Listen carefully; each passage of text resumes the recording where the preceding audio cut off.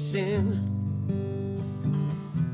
these songs of freedom, 'cause all I ever have, redemption songs.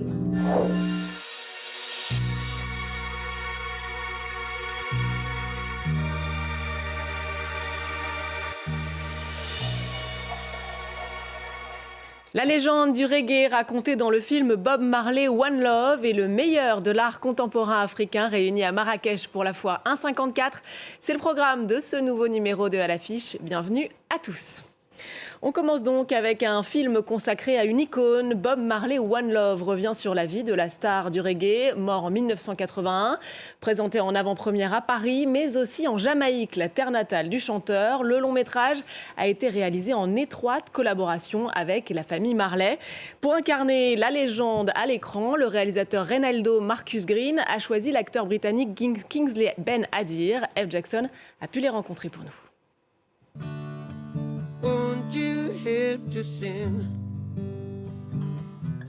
these songs of freedom, 'cause all I ever have, redemption songs. Let's join together and feel alright. Every night we'll be together. Les images, le paysage. Franchement, j'ai failli pleurer. You know you're a superstar. Jouer ce rôle est une responsabilité énorme. Toute la famille Marley était impliquée. Comment ça s'est passé? Really nice. C'était vraiment sympa. Really Très spécial. special. So much of the process. Ils ont vraiment fait partie de tout le processus. J'ai passé du temps avec Steven dans sa maison, avec Rohan et les amis de Bob, qui l'ont connu à l'âge de 13 ans, à Trenchtown, Lego. J'ai appris tout ce que je sais sur Bob grâce à eux.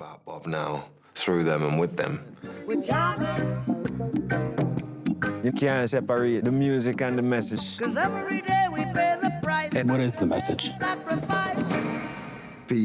Parlez-nous du casting pour trouver l'acteur qui allait jouer Bob Marley. Ça a été long. Ça a été long et très honnêtement, je ne pensais pas qu'on allait y arriver. On a eu tellement de démos qui ne faisaient pas l'affaire. C'était de bons acteurs, mais pas pour jouer Bob.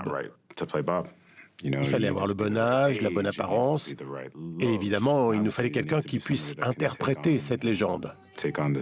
Donc c'est un rôle colossal. Et un jour arrive cet enregistrement de nulle part d'un type du nom de Kingsley Ben-Adir. Au départ, certains Jamaïcains n'étaient pas emballés par l'idée. Ils voulaient entendre du créole jamaïcain authentique. Quel défi cela représentait dans le projet? C'était un défi de taille, mais je me suis dit qu'en dénichant un bon acteur, on allait pouvoir créer ça. Et je me suis dit, OK, avec du temps, la famille, le dialecte, avec toutes ces choses, il peut y arriver. Kingsley a fait un super travail. Il a surpris tout le monde. Les Jamaïcains valident le film, il n'y a rien à ajouter. La première fois que je l'ai vu, je me suis dit, ce mec va être très investi. Il va protéger l'héritage de Bob avec tout son cœur, et il l'a fait. Il a mis toute son âme dans ce rôle. Qu'en est-il de la langue? Comment c'était de parler le créole jamaïcain? C'était aussi difficile que d'apprendre le français. Mais c'était sans doute encore plus difficile parce que c'est une langue basée sur l'anglais. Il y a beaucoup de mots anglais, mais tout le rythme et la structure des phrases font que c'est une langue étrangère. Normalement, on a un coach en dialecte. Mais sur ce film, on avait toute une équipe dédiée à la langue. Des gens de l'université jamaïcaine, des linguistes, des spécialistes, des coachs de dialecte jamaïcain qui nous parlaient le jamaïcain des années 70. Mon coach personnel de jamaïcain et ses amis venaient à la maison, c'était tout le processus. My life is not important to me. Are you satisfied My life is for people. with the life you're living? Do you really think this world will make it? Yes. Bob était une énigme. C'était un homme mystérieux que vous apercevez sur les t-shirts, les sacs. Évidemment, vous écoutez sa musique incroyable, mais je ne savais pas tant de choses que ça sur lui. Bob représentait bien sûr l'unité, l'amour et la paix. C'était dans sa musique. C'est ce qui nous attire vers lui. Mais d'où il chantait, pourquoi il le chantait, ces choses se révélaient à mesure que je me rapprochais de sa musique. Qu'avez-vous appris sur l'homme en réalisant le film ? Vous savez, je crois qu'il y a une expression, quand quelqu'un est bon dans un domaine, on dit que c'est un don du ciel. Mais il travaillait vraiment dur. Ils disent qu'il ne dormait pas, il reposait seulement ses yeux, et j'y crois. Vous voyez, dans le film, il était le leader de tout un groupe. C'était un perfectionniste, il était militant, c'était un révolutionnaire. C'était quelqu'un qui sentait qu'il n'avait pas beaucoup de temps, alors il est passé en mode création. Il chantait essentiellement la Bible, de bien des manières, et il nous a offert ça.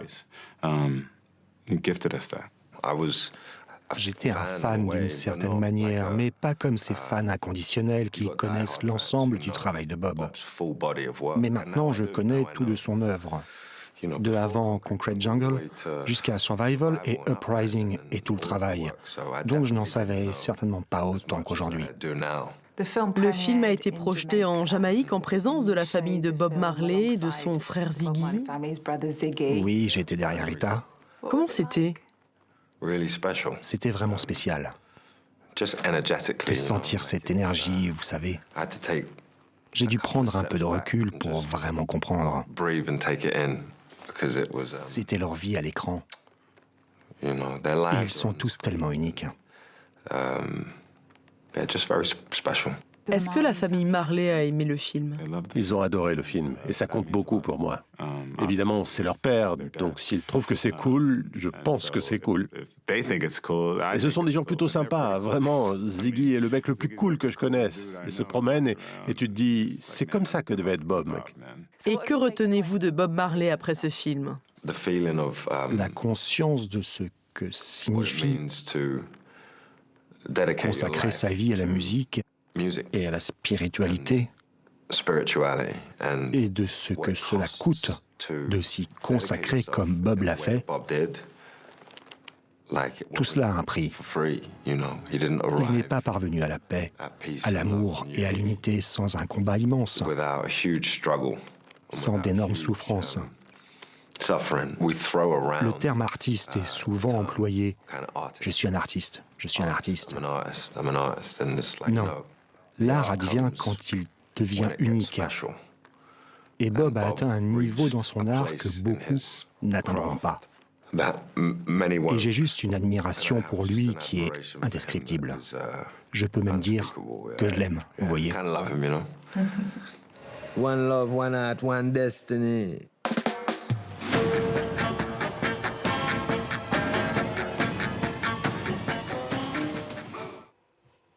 On passe à la foire 154 qui vient d'avoir lieu à Marrakech, première foire internationale dédiée à l'art contemporain africain, un marché en pleine expansion. Cette foire a désormais lieu 3 fois par an sur 3 continents, en Europe à Londres, aux États-Unis à New York et depuis 2018 en Afrique à Marrakech. Natacha Mireille s'y est rendue pour nous.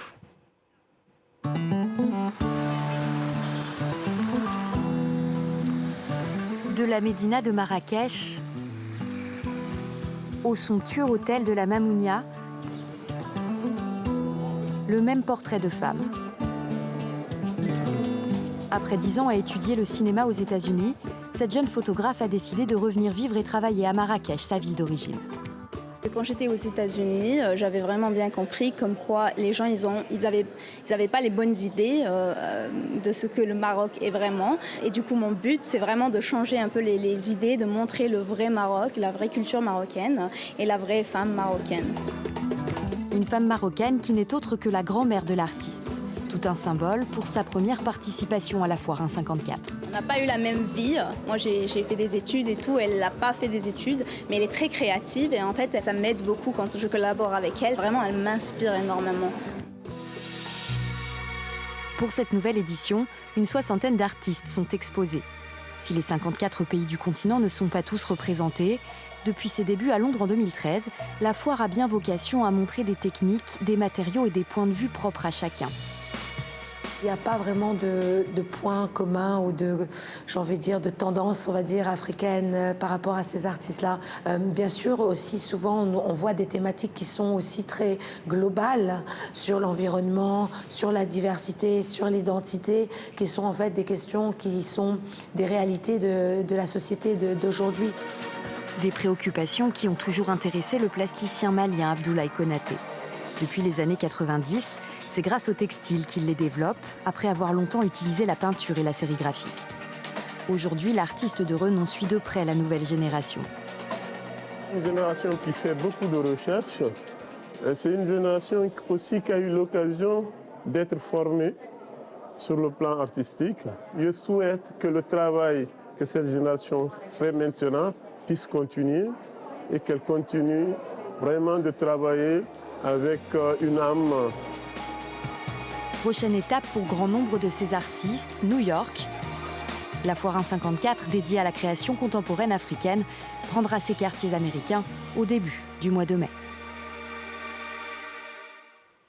Et c'est la fin de cette émission. Merci à tous de nous avoir suivis. N'oubliez pas de nous retrouver sur france24.com ainsi que sur tous nos réseaux sociaux. On va se quitter sur des images du Festival de cinéma panafricain à Los Angeles. Depuis 1992, il se tient chaque année au moment du Black History Month qui honore la mémoire de la diaspora africaine aux États-Unis. 140 films y sont projetés cette année avec en clôture le western Outlaw Post de Mario Van Peebles avec notamment Whoopi Goldberg. Je vous laisse découvrir et vous dis à très vite.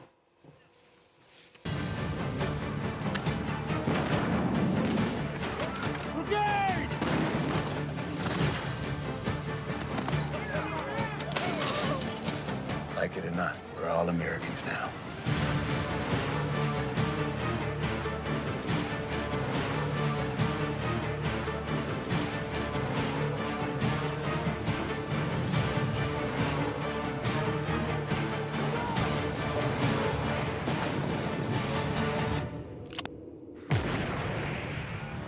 Eight. Eight what? Toes. That's all you gonna have left.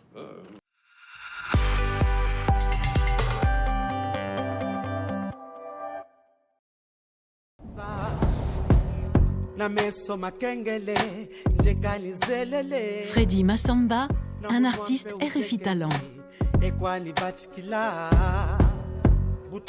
Découvrez Naline Guillot, le nouveau clip extrait du dernier album de l'artiste congolais, intitulé Transestral.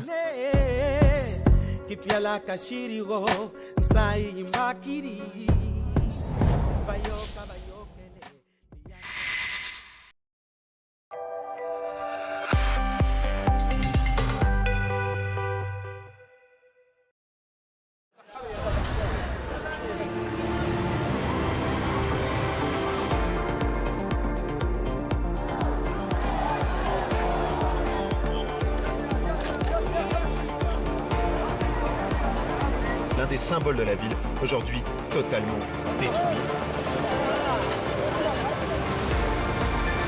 Cette crise humanitaire entretenue par ce blocus. Avant même l'annonce des tendances officielles par la commission électorale,